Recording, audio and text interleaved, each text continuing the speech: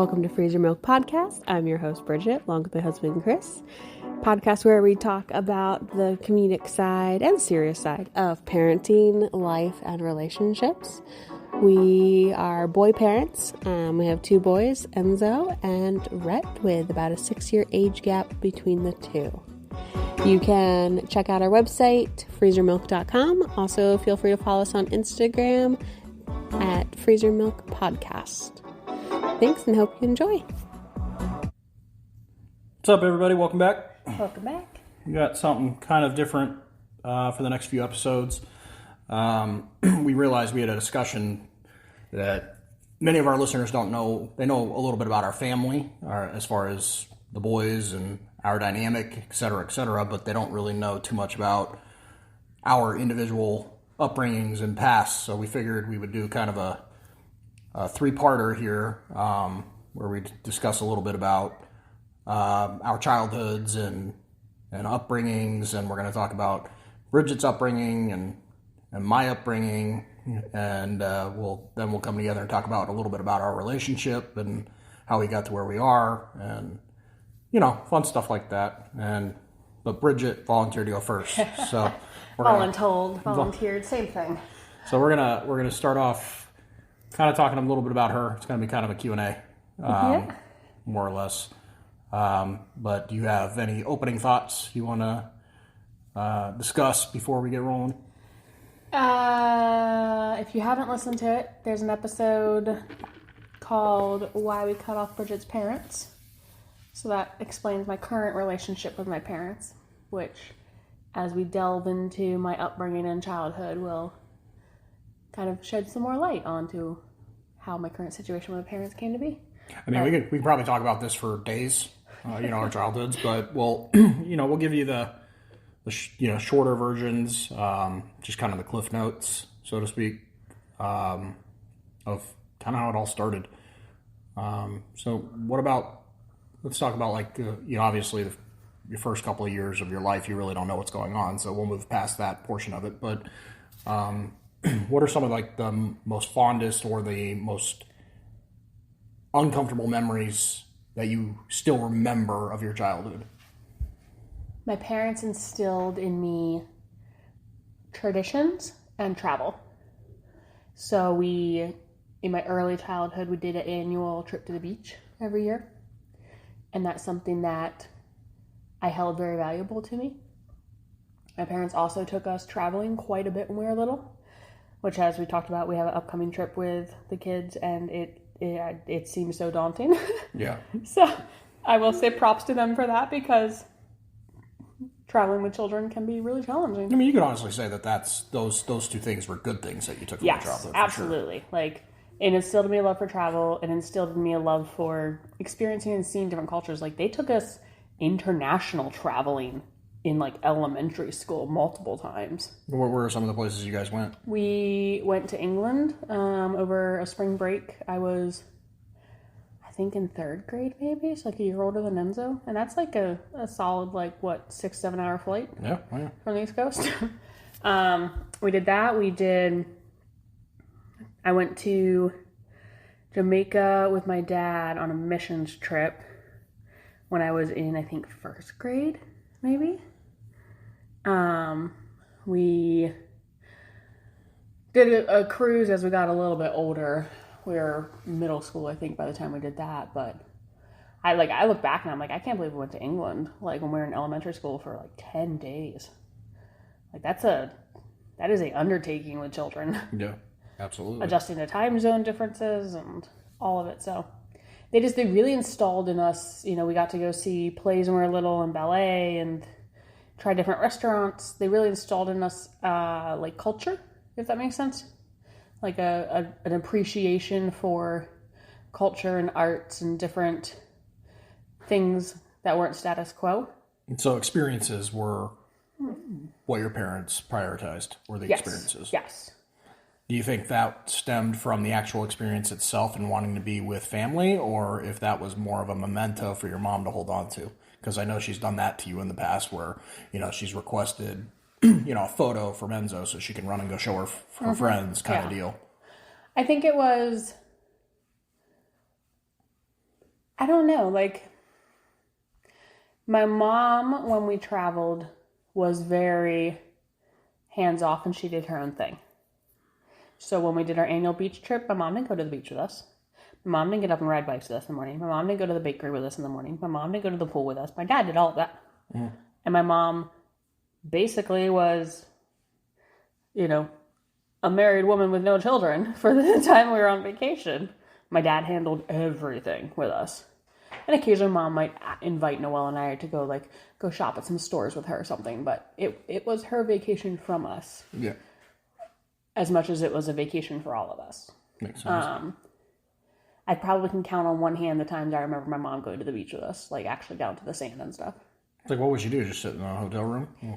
She'd go shopping, go walk around, go visit different gardens, and go see butterflies, and go look at art galleries, and sit in a room and play crosswords, or I don't even really know to this day. Yeah, so you kind of said that you went to a lot of different places, domestic and, foreign, but the foreign places are huge because a lot of people don't do that with their kids. Like, I would be terrified to take my kids to, you said you've been to Africa. Yep. Don't know that I can manage that one. Yep. That would be tough. Even England, it might be a little, shaky. Do you think that those experiences and being able to do that help shape who you are?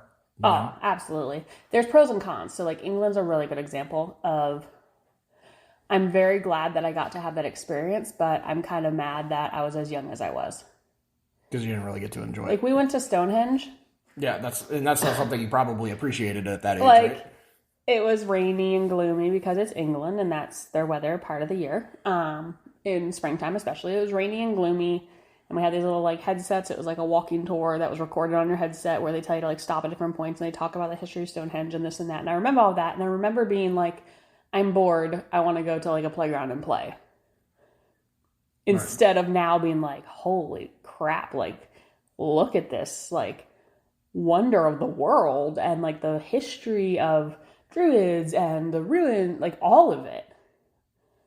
It was, seeing the changing of the guard, seeing Buckingham Palace, seeing Westminster Abbey, all of these places that we went, that there's pictures of me there, and I have some memory of it, but I was really too little to appreciate it. But again, I think that's the theme behind the travel that we did, is it was my mom's vacation that we got tagged along on. Yeah. Very similar what we'll talk about, next week with you, with how your travel as a child was too. Mm-hmm. But it's interesting because she, her dad was from England, and so she has a lot of history there, as far as bloodlines and ancestry and all of this. And then she had some friends there that we stayed with while we were there. But a lot of us going there and all that was kind of her trip to go there. Mm. And we just got to go with and go see some sights, and their dad ran us to all these different places. Well, I kind of think it's our family unit. Me and you have the travel bug. We've been to quite a few different places. We try to travel as much as we possibly can, if we can afford it. If it's whatever. Having kids makes it a lot more difficult. We've struggled in the past because we haven't wanted to take the kids anywhere because it's expensive. It's and expensive. It's not relaxing. It's parenting in another location. No, we went to Florida, and it was just not very relaxing at all. And it was 3 of us. There was 3 adults, 1 child, and it was exhausting. Mm-hmm. The whole time. It was just, so I think we very much want to travel, and we would love to travel with our kids, but it's a little bit different for us. I think we're kind of, we'd love to share those experiences, but Rhett, he's kind of too young. Mm-hmm. He's never going to remember it. Enzo, even at his age, there's I remember trying to think back to that age, and I'm like, there's things I remember, but it's not in great detail. Yeah. But then again, if I think back, I'm like, I don't know if I could, in great detail, recall a trip I took 10 years ago. That's just life. The memories fade as new memories are made. Well, you said that you did a lot of mission trips, right? Yes. With your family. Your family was religious, non-denominational Christian, I believe. Yep. But you guys did these mission trips. But what was a day in a life with you at home, while being in school and doing that stuff while you were at home? What was that like for you? Yeah, so our home life growing up was very different than most of our peers. We did not have, we had a house that was up a hill in the woods. It was in a neighborhood, but it was the last house on a dead-end street, up a 300-foot driveway, like in the woods, very secluded, away from everybody else. And we had one TV in the house that was down. It was a rancher, like main level, and a finished basement. That was a walkout because it was on a hill. So the main level didn't have a TV at all. The only level that had the TV was the basement, like the family room down in the basement. And we didn't have any cable, and we had a VCR. Most of my life. We finally got a DVD player later in life. But there was no, it was before the day and age of Fire Sticks and Hulu and Netflix and all of that, really. You were watching VHS all the way. VHS all the way, or PBS. Oh, wonderful. Yep. We had the good old public TV stations. And so TV was not a thing in our house. Like, I didn't grow up with going and watching TV every night or having the TV on during the day. Like, that just wasn't a thing at all. Our house was very quiet. It was occasionally, music might be on, but got up in the morning, went out to the kitchen, ate breakfast. Breakfast was typically Cheerios and milk, or maybe occasionally we'd get lucky and our parents would buy us Pop-Tarts. But it was cereal. You had cereal or oatmeal or grits, and that was your breakfast every day. Maybe a yogurt if you really wanted to have one, and we bought them at the store recently. And you got ready for school and, went to school, and we went to a private school. So it was like a 35-minute drive each way to school in the morning, and got home in the afternoon, and it was, when we were younger, hey, go play outside. You can play outside for an hour and then you have to come do homework. Okay. And use your imagination. Because you're in the middle of the woods next to nobody. Mm-hmm. Like, our neighbors, we didn't really know because we didn't go to public school. So, like, we kind of knew them, but not really. And our house was secluded enough, and all of the lots in that neighborhood were over an acre. So it's not like close Arizona houses that are jam-packed. You can, 10 feet to the next house. It was over an acre, so you had land. So you weren't chit-chatting with your neighbor and seeing them in the driveway or that kind of thing. It just didn't happen. And everybody had long driveways. All of the houses sat back on the lot too. So you had these long driveways. So again, like, you weren't out washing your car and your neighbor's right there next to you. Right. So it was very secluded. So we'd go play in the woods, we'd go explore, we'd build a fort, we'd cross on the farmer's land behind us and go find the creek and, like, play around in the creek or something. Like, it was very basic, like, homey type living, I guess. Country living. Structured? My mom had a bell, so when she rang the bell outside, like, it was an outdoor bell, like, attached to the side of the house, and when she rang the bell, it was like ranch style, like out there on the farmland, right? With no actual farm, right? There's a farm behind us that we'd go wander onto all the time, but she'd ring the bell, and you could hear that shit for like a fucking mile, and you knew, get your ass to the house, and if you're not there probably in 10 minutes, you're gonna get in trouble, you're gonna get a spanking, you're gonna, go to timeout, have to have an early bedtime, like. It was kind of strict, like, structure. We had free reign for the most part of our woods, but if that bell rang and we didn't come, shit was going down. And I read a ton of books. Like, I look back now and I'm like, man, like, I used to be able to read, sit down and, like, plow through, like, Nancy Drew was a big one, the Bobbsey Twins, Boxcar Children. I used to be able to plow through, like, 2 to 3 Nancy Drew books in a day. Especially if it was a weekend, like, in a day, could just plow through them. Which, now I look at it and I'm like, I don't have that same ability. No. to, like, read a book that I used to. But it was a very simple life. My dad... Sheltered? Yep. Yeah. We only listened to Christian music or oldies or show tunes. So aside from the family travel, you really weren't exposed to a whole lot of what we would call... the real world? The real world, yeah. No. When we were very young, my parents used to, my dad was very, very political as far as, like, very pro-life, and would go and protest at abortion clinics and worked with organizations to help provide housing to pregnant teenagers, to give them an alternate option if they, maybe didn't want to have an abortion, wanted to do adoption. And so I remember when I was very young, like elementary and earlier, that we had pregnant girls staying with us a lot. Like these pregnant teenagers when I was like 4 and 5 and 6 and 7. I guess I didn't realize that was a thing. Yeah. It's in. I couldn't even tell you the name of the organization anymore that they did it with. They just, kind of like a foster deal, sort of. I mean, these girls all of age, or are they? No, they're like underage. And they're just living in the house pregnant. Yeah. That's very interesting. Yeah. I actually don't know how old they were, now that I think about it. I think some of them, their youngest was like 15 or 16. Yeah. But it was back in the day where, in the, late 80s, early 90s, like, kids got kicked out of their house for that still. Yeah. And then, their options were abortion or live on the streets or et cetera. But we had a lot of that, and we had a lot of foreign exchange students when I was very young.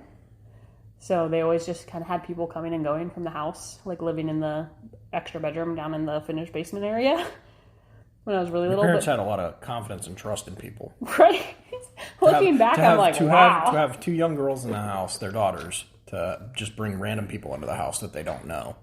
We were so young, though. Like, we were 3 and 5, like 4 and 6, like very young. Like, not even like preteen at all. Like, very, very young. And they stopped all of it probably by the time Noelle was 10 and I was 8, maybe. It was very young, but let's see. We rode bikes around the neighborhood a lot. You guys went to church. You guys were within a church group, right? As we got older. So growing up, we went to church on Sundays and went to Sunday school on Sundays. What was that like? You had talked a little bit about it, and kind of elaborate. There was 2 different churches I went to in my life. The first one was South Carroll, and it was, my mom loved to dress us up in dresses, like fancy little China dolls. Show you off. Yep. And we hated it because we were much more tomboys, play in the dirt, make, mud pies in the woods, and like dressing up in fancy dresses with like a crinoline, underneath and all this, just not our thing. And that church, it was fine. It was like your stricter,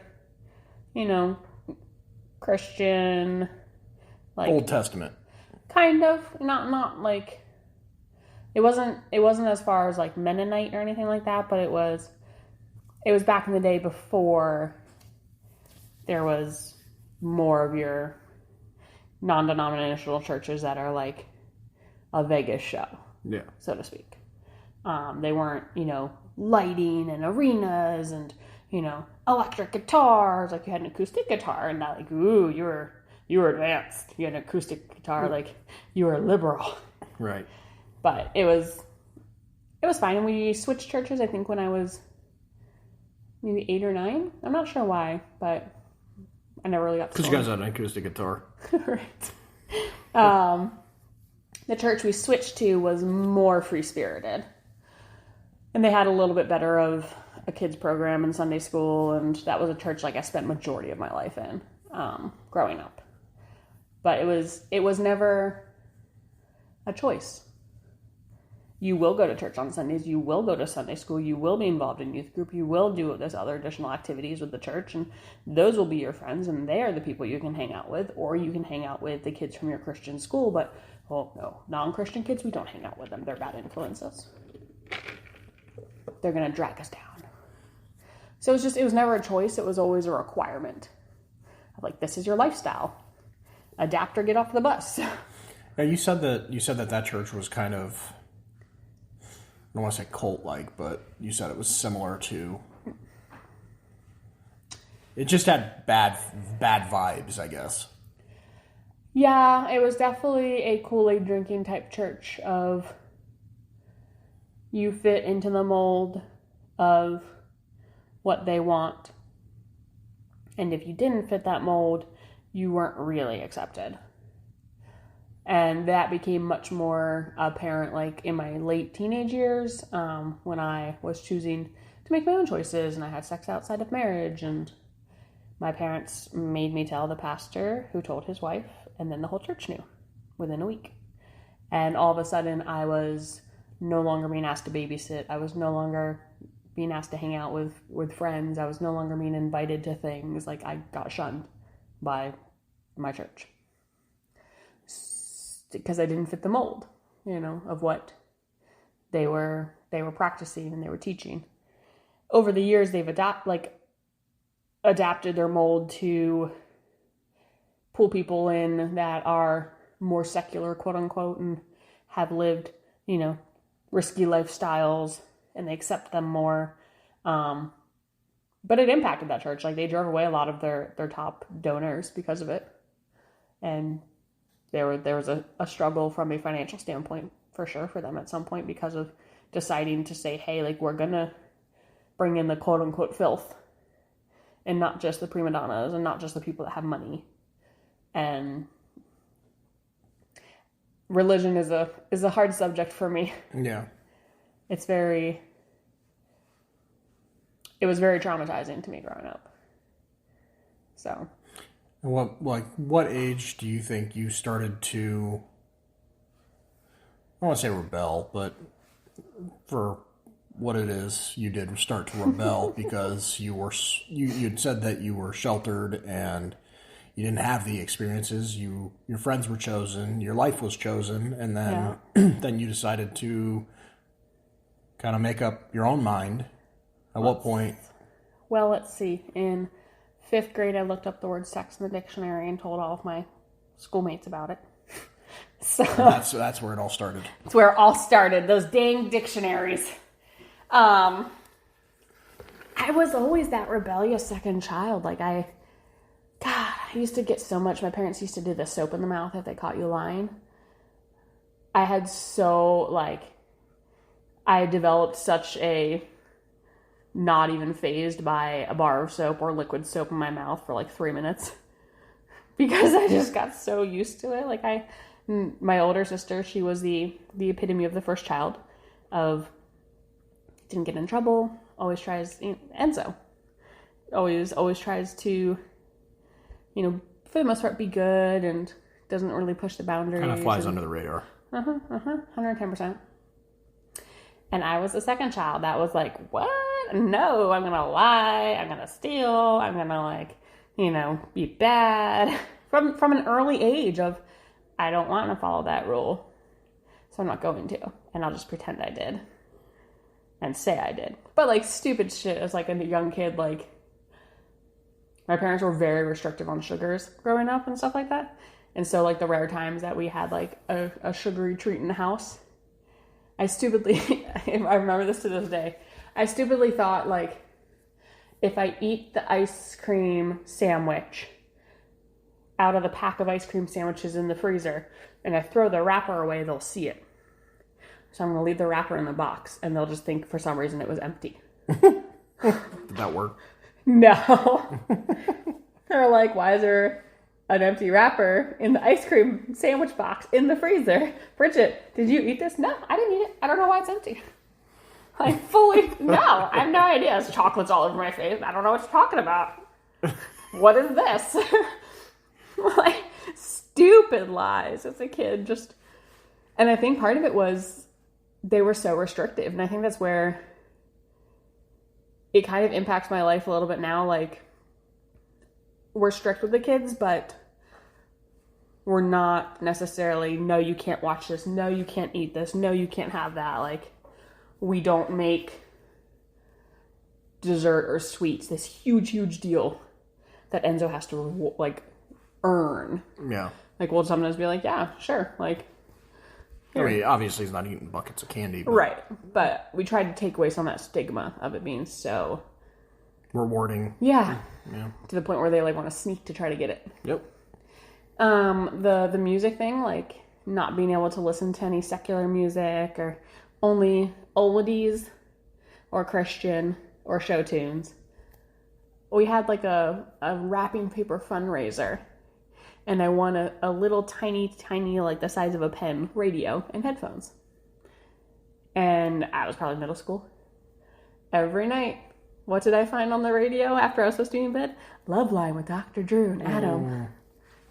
And like, I learned a lot in like middle school because I would lay in bed after I was supposed to be sleeping because it came on at like 10 o'clock at night and listen to Love Line with Dr. Drew and Adam about people calling in about their sexual problems that they're having in their relationships. But it was always from a young age of just, I don't want to follow these rules and like buck the status quo and question. So I don't know that there was a defining moment. A defining moment. It was just kind of built up over time. Yeah, where I was just like, why do I have to do this? Like, my parents are weird. I'm secluded and have no friends. My life is not like any of the people I go to school with or see in church. And I'm noticing all these differences that I think are not cool. What was it? Was it like that throughout high school until you were 17, 18 years old? Or were you a little bit different when you were in high school? Did your parents give you more freedom? Not really, no. As we got a little bit older, like once we became able to drive, my parents bought a third vehicle that we had access to. But they controlled a lot, so we had a cell phone for when we drove the vehicle, like it was a shared cell phone. But they paid for the gas, they paid for the car payment, they paid for the car insurance, they paid for the cell phone. So they had the right to know where we were at all times. Sure. And if we changed location and didn't tell them, and they found out, we lost our privileges, and we had to give them our driver's license, and the car keys, and the cell phone. And they would, like, lock it away. There's many times growing up I had my bedroom door taken off of my room because I lied to my parents as I got older, and they realized that soap wasn't working because I developed, not a taste for it, but indifference towards it. So they decided that as I was growing up and, like, you know, in high school age, that I don't need to have a door in my bedroom if I'm lying, because lying means I can't be trusted, and having the right to privacy of my room and being able to shut my door and have privacy means that they trust me, and they don't trust me, so they would take my door off the hinges and take it out of my room and put it in the, like, downstairs in the basement or in the, we didn't have a garage, we had like a shed. I'm sure the lack of privacy didn't affect you at all as you got older. I just eventually was like, I don't care. Like, I can get changed in the bathroom. I can get changed in the corner of my room. Like, do what you want. I don't care. Yeah. You know, it's not like we were allowed to have people of the opposite sex in our rooms anyway. Not that I didn't, but we weren't allowed to. There was a whole elaborate, I think back about it now. Gosh. So the guy that I lost my virginity to, we dated for like 2 years. And there was like a whole elaborate plan. And he lived, I don't know, like 3 miles away from me. And he was in football and wrestling and like very fit. He would run over to my house every night at like 1 a.m. And I'd gotten a copy of my shed key made at Lowe's. So he had a copy of the shed key, would open up the shed at 1 a.m., get the ladder out, put the ladder outside my window, because my window was over like the walkout basement part, so it was 2 stories, and come hang out in my room until like 4:30. And then run home. And then put the ladder back, lock the shed, and run home every night for like months. And your parents never caught him? Nope. I wonder why your mom was, when we went up there to visit for that Christmas. Oh, I shake my head at it all the time. I'm like, I mean, good luck to our kids trying this shit, but well, like, I don't know. I see. How, like, y'all took the bedroom door off my room multiple times, but yet anytime my bedroom door was on my room, magically, somehow, my room would be locked, or you never questioned why the screen was out of my window for like months. Like, my window's on the front of the house. How'd you not see this? God. Like, nope, just assumed all was great. And this is like, they didn't have security cameras, they didn't have alarms on anything, and Yeah, no, we're having sensors on all the kids' windows. We're having security cameras around the perimeter. Like, we're going to know if somebody comes into the house. Just different times, though. Yeah, it was. But it just speaks to, like, my rebellious nature I had growing up. How old were you when you moved out? I graduated high school and moved out 2 months later. But you were just bye. Yeah, I was so done. I turned 18 like a month before I graduated high school. And when I turned 18, the curfew changed. I no longer had to be home at 10 p.m. I had to be home at 10 p.m. on non-school nights and 9 p.m. on school nights up until the time I turned 18. The day I turned 18, I was allowed to stay out until midnight on non-school nights. But on Saturdays, Friday nights, I could stay out till 1. At 18. At 18. Fuck's an 18-year-old going to do 1 o'clock in the morning? I have no idea. But you milked that. Fuck yeah, I did. I never really broke it because they were very like, hey, you break it, like you lose your driving license, you lose the keys, you lose everything. We pay your cell phone bill, still you lose it all. Like, no more cell phone, no nothing. And at 18, like, that's your lifeline. Yep.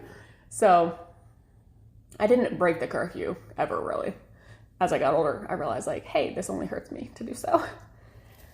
But school nights when I was 18, I think it was 10 p.m. on school nights instead of 9 p.m. And then 1 a.m. on Friday and midnight on Saturdays. But Sunday through Thursday was 10 p.m. So then I graduated like a month later and had my job all lined up. I was like, fuck college, not doing college. Parents were so mad. Got an apartment. And they were like, hey, we'll help you move, but we're not paying a dime. You have security deposit? Figure out how to pay it. You want to turn on your electric? Figure out how to pay it. You want to buy trash bags? Figure out how to pay it. Like, we're not giving you anything at all. Like, and they didn't. They physically helped me move objects from, the house that I'd bought at yard sale and crap like that. Like, I had like 2 different yard sale sofas and a yard sale bed. And, like, yeah, I mean, that's a rite of passage for anybody. It is. But they did not a single thing did they buy for that house, like that apartment, my first one. Which, like, looking back, I'm like, really? Like, you don't need to, like, furnish my entire apartment, but, like, congratulations on your first place on your own. Like, here's a little housewarming present. Here's a coffee maker. Something. Yeah. I feel like we would do that for our kids. But your mom, up until we cut her out, was giving for us freaking Goodwill fucking services and Goodwill fucking silverware for gifts. Yeah. I'm like, thanks, appreciate it. Until I finally bitched about it, and she actually got us some brand new towels. I was like, nice. They were probably clearance. Special order return. Yeah, it was a very sheltered childhood, and they very much controlled who we were around, what we were exposed to, what avenues we could intake news from the media. I think their plan backfired. Oh god, yes, 110%. Not for Noelle. It worked great for Noelle. She fit the mold. She's still in that mold. She is. Mm-hmm. So, and she's older. She is. But that's like I don't know, what other questions you have about it? Oh, I mean, I've got a billion questions. This show could go on forever, talking about your upbringing, and I think we really need to drive home the incident when you got sick and you were in the hospital. Yeah, man. Yeah. This is kind of when it all started, and this is kind of the people they are. Yep. So I was no longer living at home. It was 2011, October 2011 time frame. So I've been out of high school. I graduated in 2005, so I've been in high school like 6 years, so, early 20s. And I was living in DC, and I was in Baltimore for work, for a work conference. So my work put me up at a hotel in Baltimore instead of commuting, because it was like 60 miles, and anything over 55 you got a hotel for. Mm. So they put me in a hotel. And I got really sick, like fever, excruciating, like felt like my head was exploding. Wasn't sure what was happening. Got a cab to the emergency room because it was like 2 blocks away. And they ended up admitting me for meningitis. And my dad came the first day when I was in the ER. and was there with me through admission. And then my parents came once during the 5 days of hospitalization in Baltimore. My dad works in Baltimore at the time. Otherwise, I was on my own. Didn't you say you had a friend bring you socks or something? That was when I got rehospitalized. I got hospitalized twice. It's really fun. Spent 9 days the second time. I got discharged. My parents had me come to their house because I had to be, medicated around the clock and had a bunch of appointments and couldn't drive and all that. So I went to their house for a week to recover in their basement. And they checked on me every once in a while, made some soup, that kind of thing. Nothing major. And then I went back to work, which I shouldn't have done because I wasn't supposed to. I was supposed to give myself 3 weeks to heal, and I couldn't afford it because I had to pay rent and bills and everything else. So I'm back to work. Worked for a week. Started feeling sick again. So I went to the local hospital near me thinking they just need to change my pain meds or something. Something's just slightly off, not a big deal. Nope. Got rehospitalized. White blood cell count was through the roof.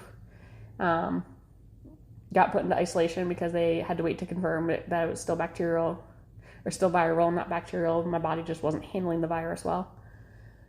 And this is in Northern Virginia, which is probably an hour and 15 from my parents' house in Maryland.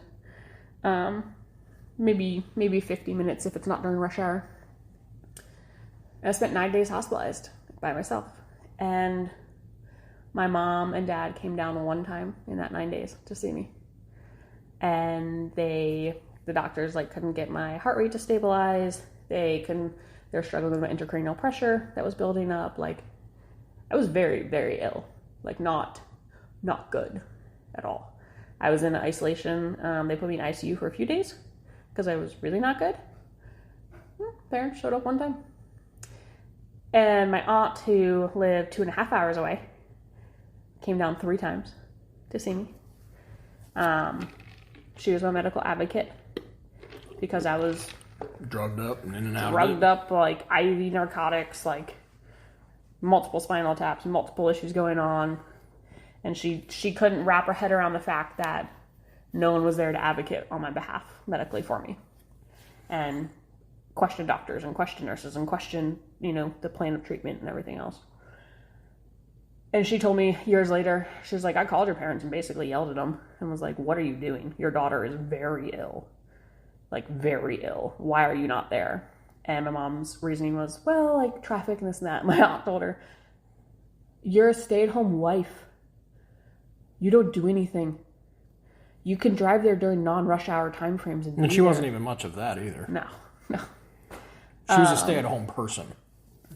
My really good friends who we're going to see in Maryland, she came out, I think 2 times while I was out there in Northern Virginia, which wasn't super close to her, Jill. And she, came out and brought me flowers and a card and, some food to snack on when I would feel up to eating, and just came and hung out with me. And then a photographer that I knew that I'd done some work with, he and I were close friends-ish. And he was like, what do you need? I will pick up whatever you need. And I was like, honestly, I've had the same pair of underwear for 9 days. It was day 4 or 5. I was I honestly, it's weird to be I want underwear and socks, but I would love underwear and socks and something to wash my hair with.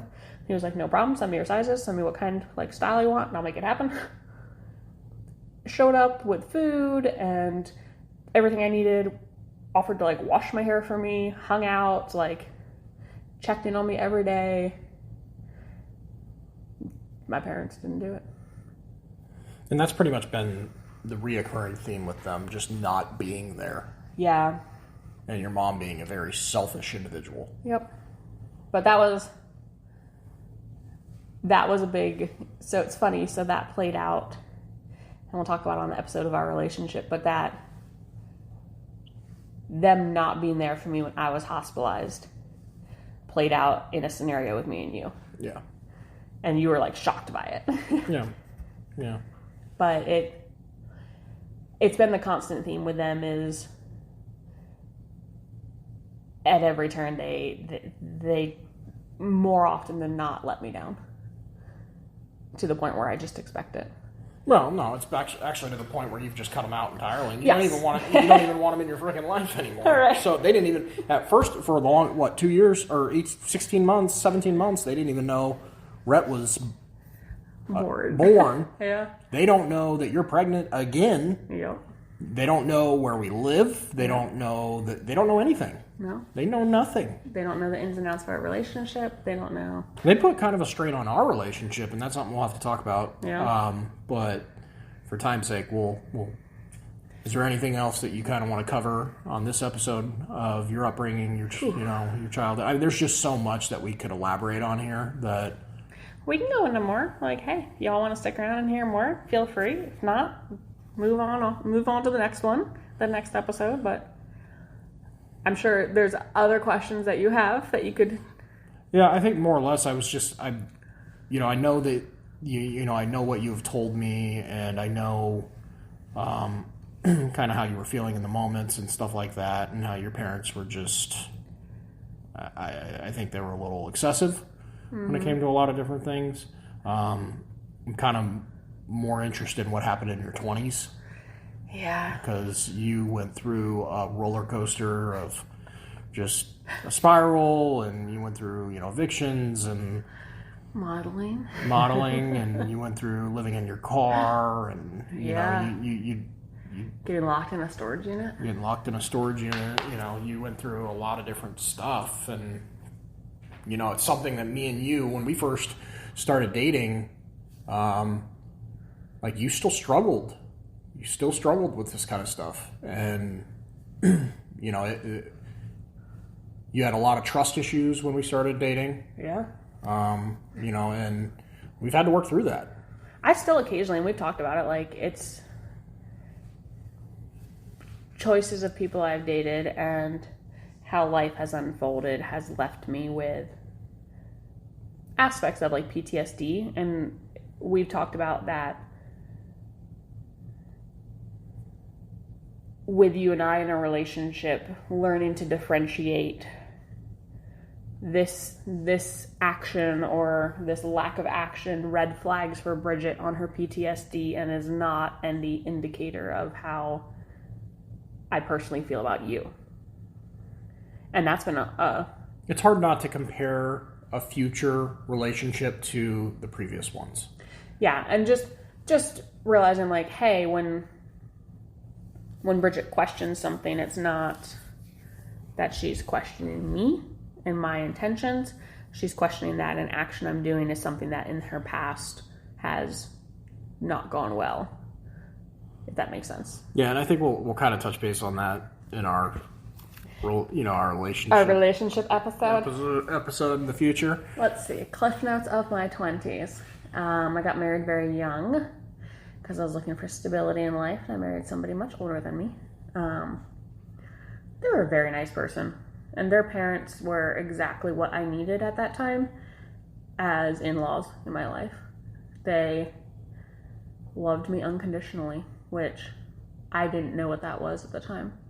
And they accepted me, didn't bat an eye, just treated me like I was their daughter-in-law from the jump. And I look back at that marriage. It was about 2 years long. I look back at it and I'm like, what did I gain from this marriage? It was someone much older than me, and there was never abuse, or he didn't cheat on me or anything like that. And so I look at it and I'm like, well, what did I really gain from that? How did it shape my life? And I'm like, it was his parents. I was meant to be with him so that his parents could positively influence my life and show me how parents could be.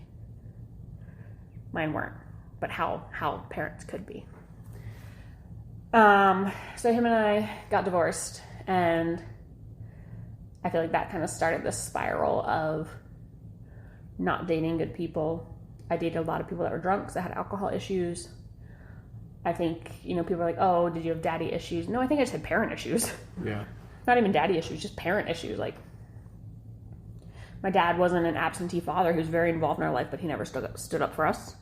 And our mom was very conditional in her feelings and emotions with us. Just parent issues. So it led to this string of dating people that I deserved better. Like, I wasn't a drunk, I wasn't a druggie, and yet I constantly picked people that were to date, because I couldn't let them down because I was quote unquote better than them. So therefore I couldn't let them down and be a disappointment and not be enough, because I was enough. Or so I thought.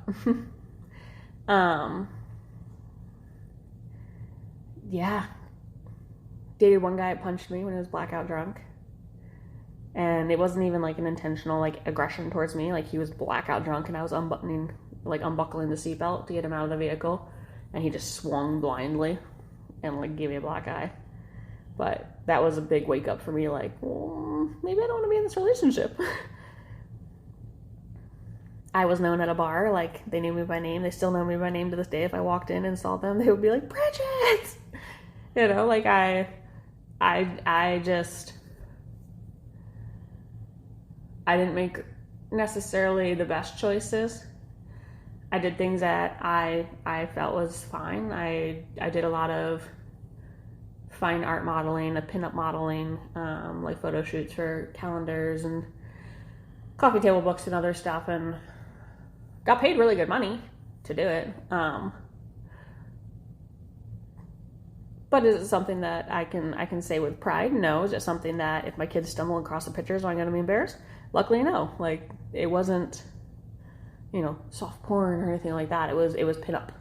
But I'm definitely topless, and so the photographer obviously has seen me fully naked and this and that, or there's a sheet draped a certain way. I did a lot of that in my early 20s, and you also said that was extremely freeing too. It was really interesting because I grew up in such a culture of body shaming and body, if you wear spaghetti straps, you're going to hell because you're causing men to lust after you. And I basically took it and was like, fuck you, I'm going to love my body, and people are going to pay me money to take photos of me that men somewhere someday are going to lust after. So stick it to ya. But it definitely made me, at that time in my life, very comfortable with my nakedness, very comfortable with my skin, and very confident. And I definitely went through, in my 20s, that period of, I could walk into a room, or I could walk into a restaurant or a store, and I commanded a presence. And I like, to this day, like, I miss that sometimes. I miss that confidence that I walked in and I knew, like, I got this shit. My friends used to call it the Bridget magic. I could get anything I wanted from, hey, staying in a hotel tonight, can I get an upgrade? Can I get free parking? Can I get this? Yeah, absolutely. And my friends would just laugh and be like, it's fucking Bridget magic. Guess whatever the fuck she wants.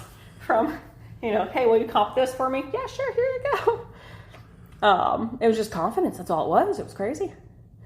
But it faded as I got older and learned to judge myself more and, shame myself instead of having other people do it. So I did a lot of that when I was in my 20s. I lived a very free lifestyle in my 20s. I dabbled into drugs in my 20s. And then I had someone come in my life that I really, I look back and they saved me from myself. I had dated this guy, and his brother was a narcotics officer.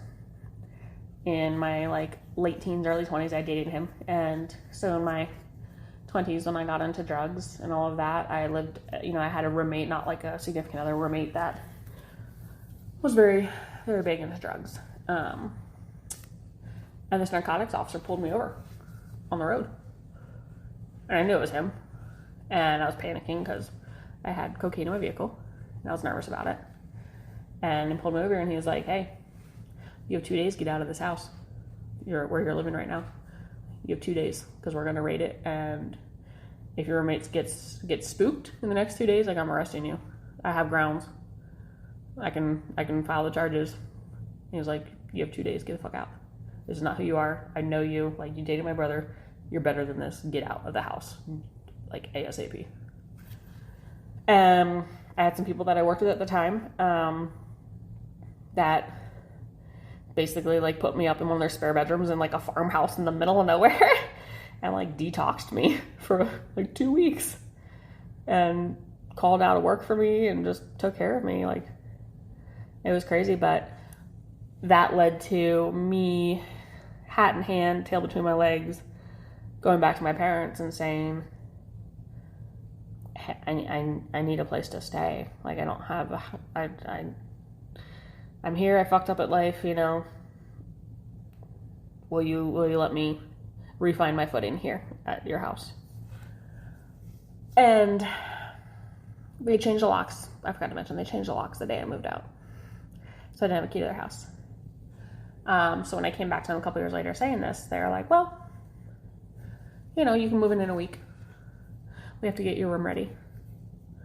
But until then, like, you have a gym membership and you have a vehicle, so you can shower at the gym and you can sleep in your vehicle by the gym. Not even like in our driveway. None of that. Nope. So all of my stuff from my apartment that I'd shared with this person was in a storage unit.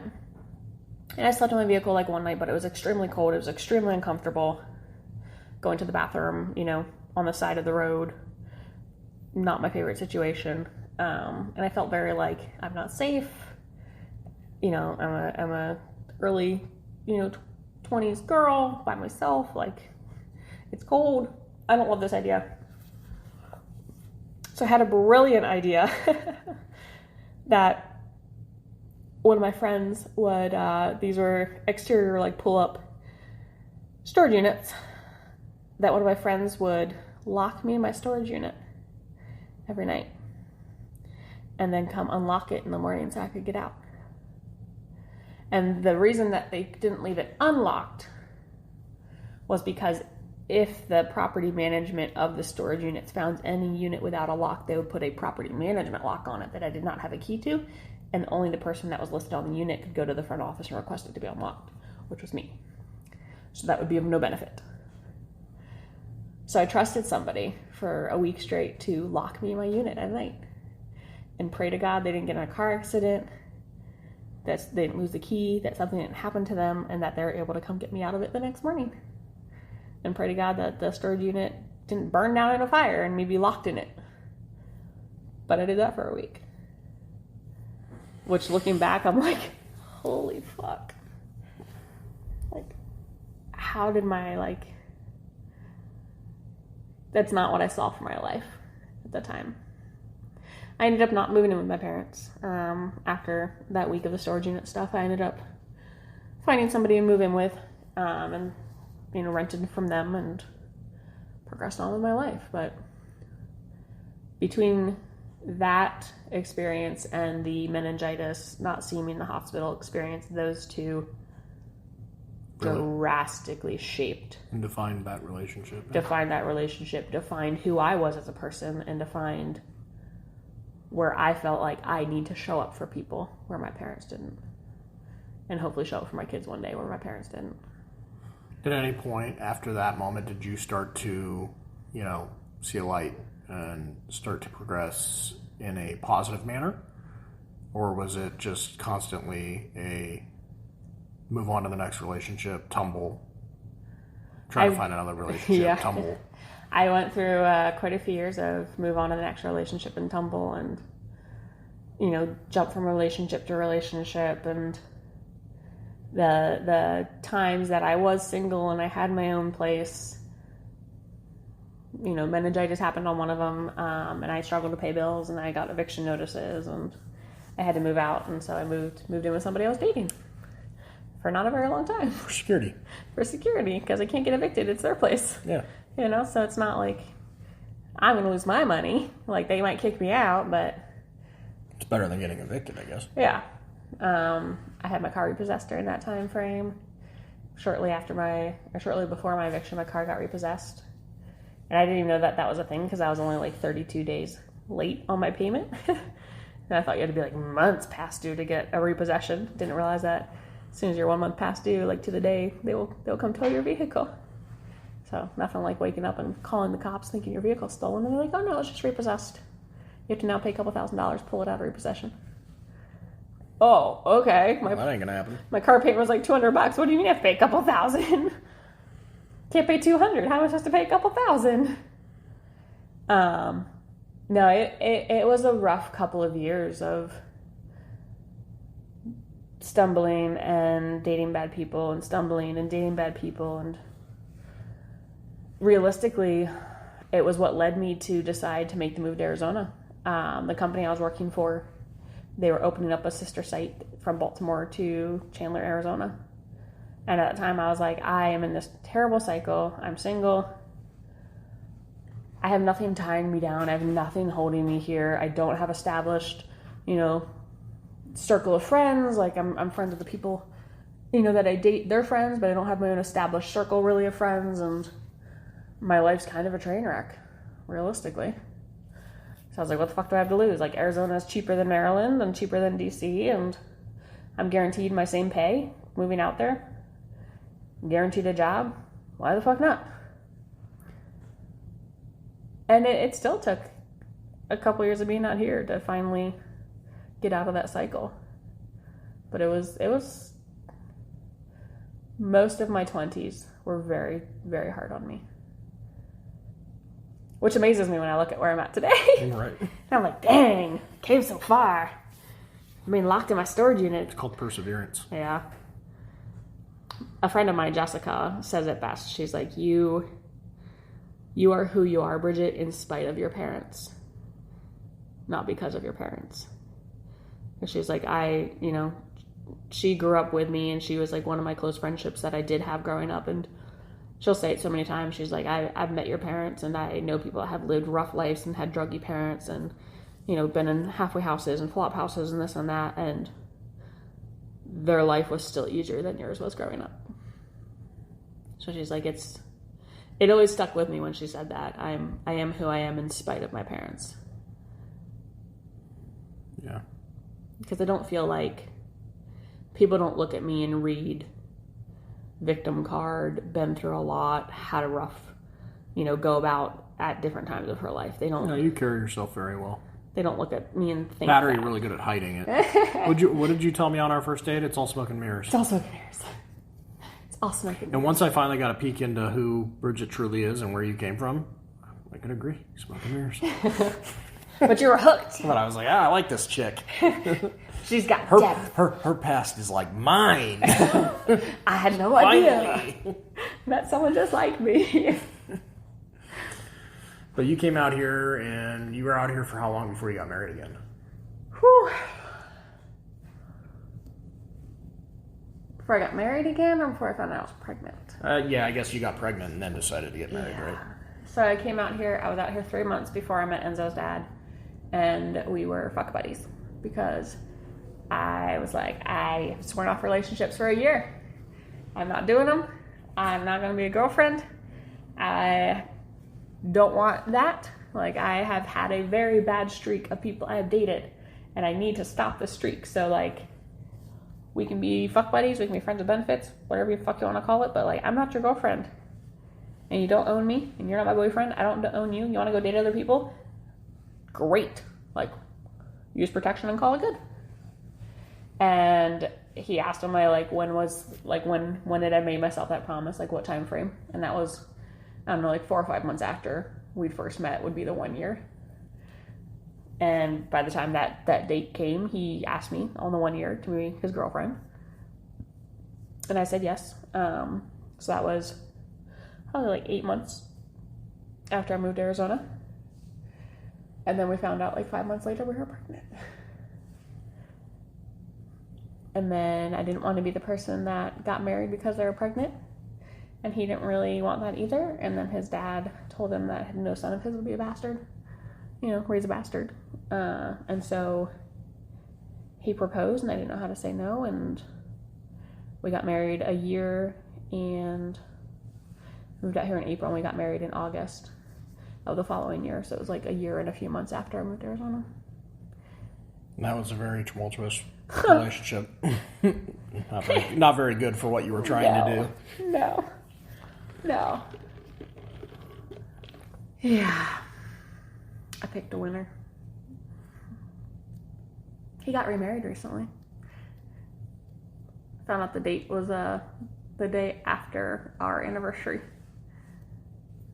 It's interesting. I was like, either A, you totally forgot, or B, super fucking awkward. Right?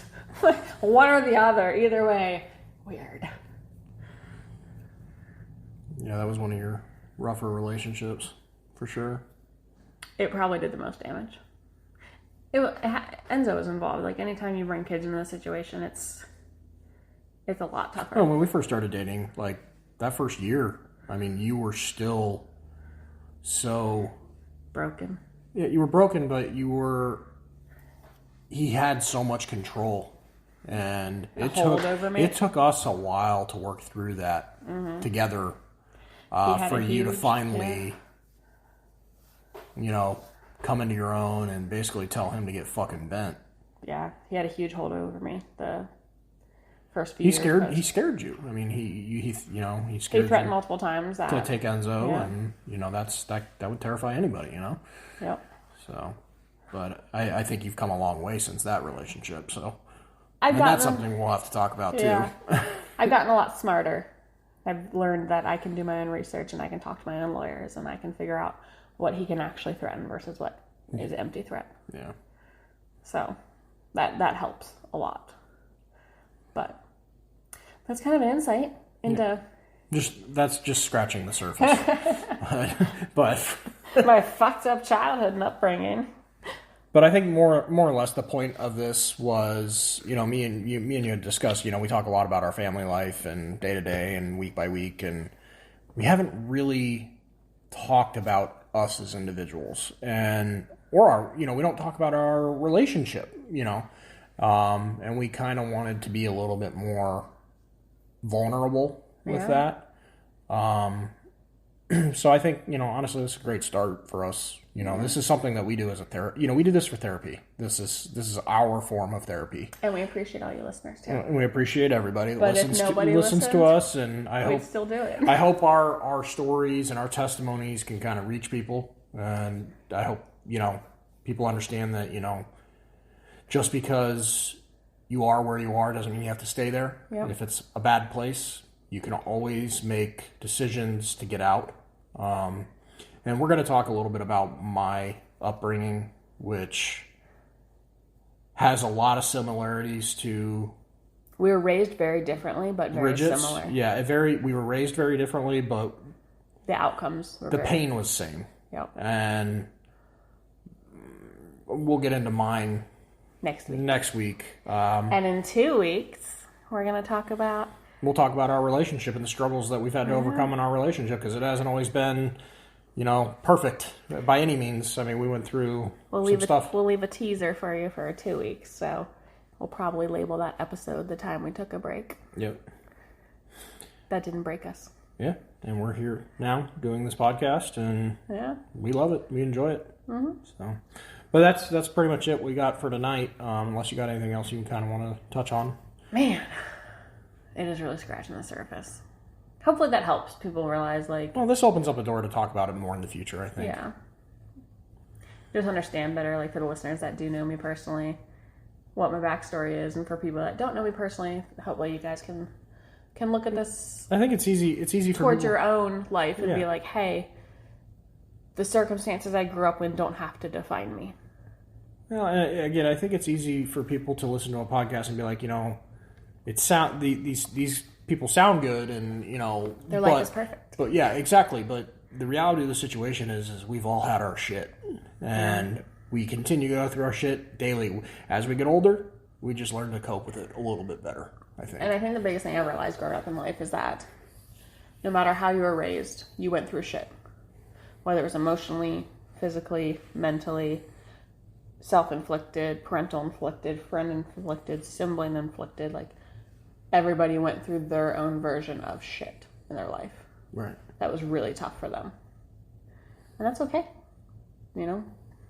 Everybody went through it. It doesn't matter what your circumstances were. If you lived on the street, if you got locked in a storage unit every night, if you grew up in a McMansion and you had paparazzi following your family around all the time, you had your own version of shit. Mm-hmm. And it doesn't have to define who you are in the future. We've changed.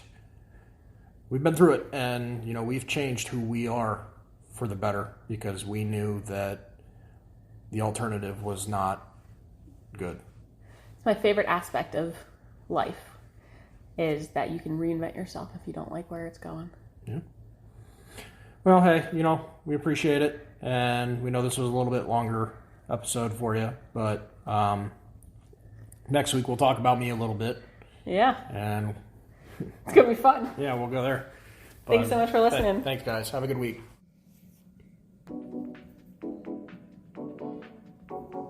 Thanks, everybody, for listening. You can check us out at freezermilk.com or Instagram. Freezer Milk Podcast. Until next week, guys. Thanks. Don't forget, parenting is a trip. We are all here on the journey with you together. Thanks so much for listening.